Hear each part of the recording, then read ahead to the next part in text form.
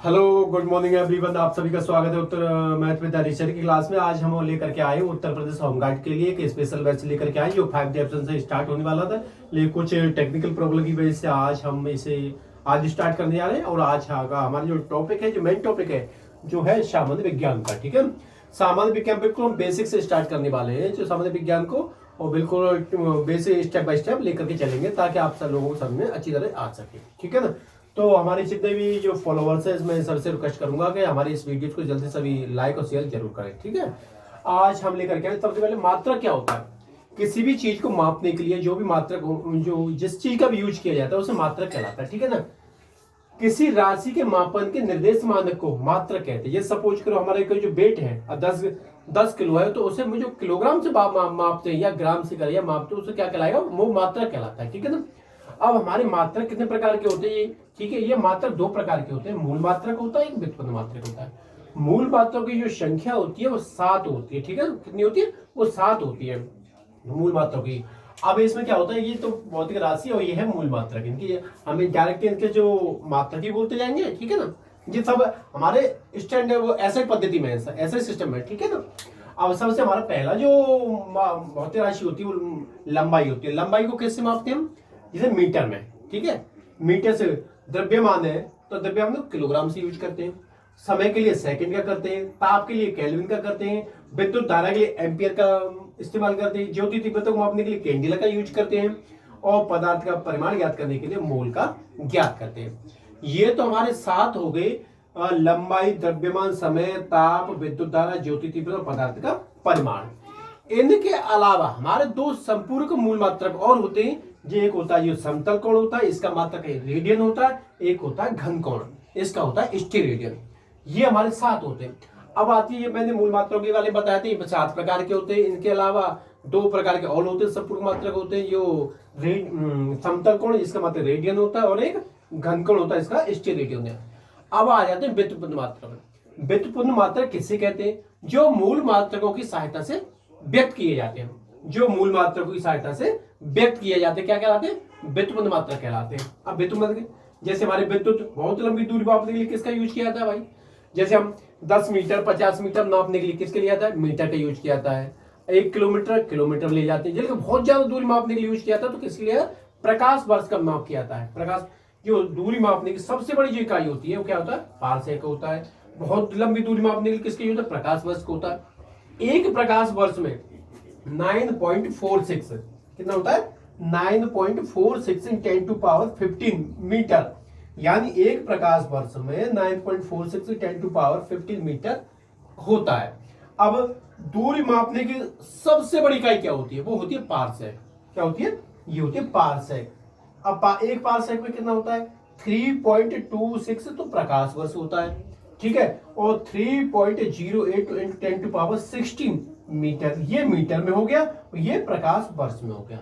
ठीक है, अगर आप क्वेश्चन में आ जाता है कि दूरी मापने की सबसे बड़ी इकाई क्या होगी, तो सबसे बड़ी इकाई जो होती है वो पारसेक होती है। अगर पारसेक एक पूछे एक पारसेक में कितने प्रकाश वर्ष होते हैं तो आप बता दोगे कि 3.26 प्रकाश वर्ष होते हैं। अगर क्वेश्चन में आ जाता है कि एक पारसेक में कितने मीटर होते हैं तो आप डायरेक्ट बता दोगे 3.08 × 10⁻16 मीटर होता है।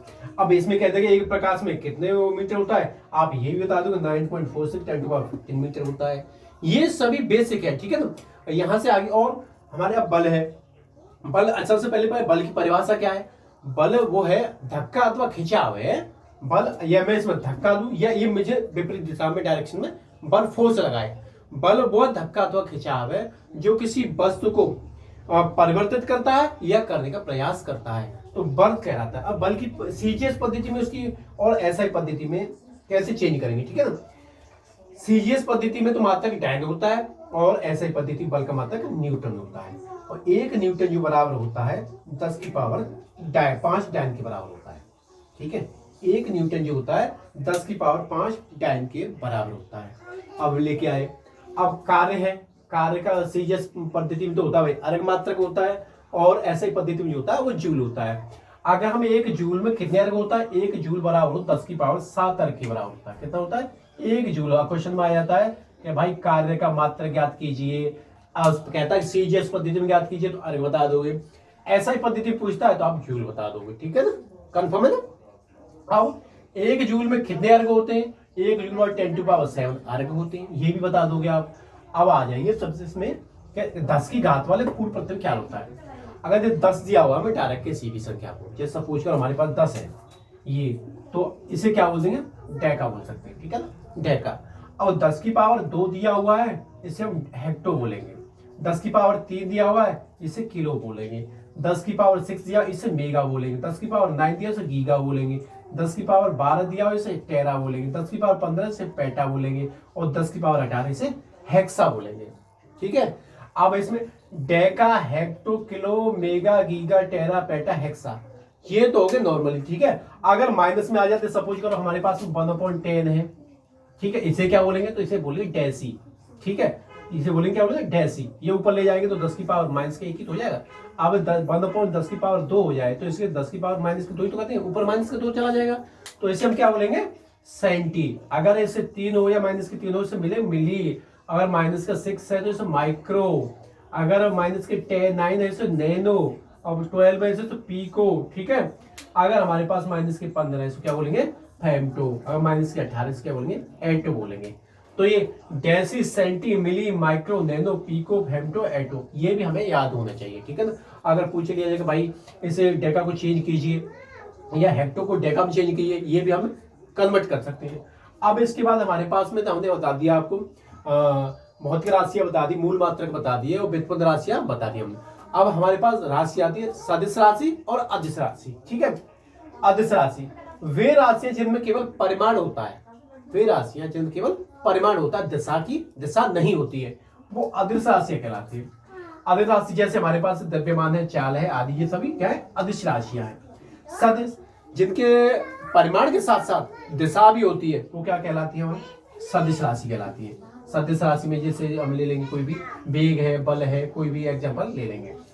दूरी, मैंने आपको दूरी बताई दिया कि दूरी किसी वस्तु द्वारा दिए गए समय अंतराल में तय की गई लंबाई को दूरी कहते हैं। ये सपोज कीजिए हमारे किसी वस्तु द्वारा किसी भी समय अंतराल में, है ना, दिए गए समय अंतराल में तय की गई लंबाई को, जितनी लंबाई दूर तय करती है वो दूरी ही तो कहलाती है। अच्छा, दूरी का मात्रक मैंने बता दिया था, अगर उसे मीटर में डिनोट करोगे, ये कैसी राशि है, अदिश राशि। अगर एग्जांपल आ जाता है, आपको दूरी दे दिया जाता है कि सदिश राशि है या अदिश राशि है, तो आप डायरेक्ट बता सकते हो ये अदिश राशि है, ठीक है।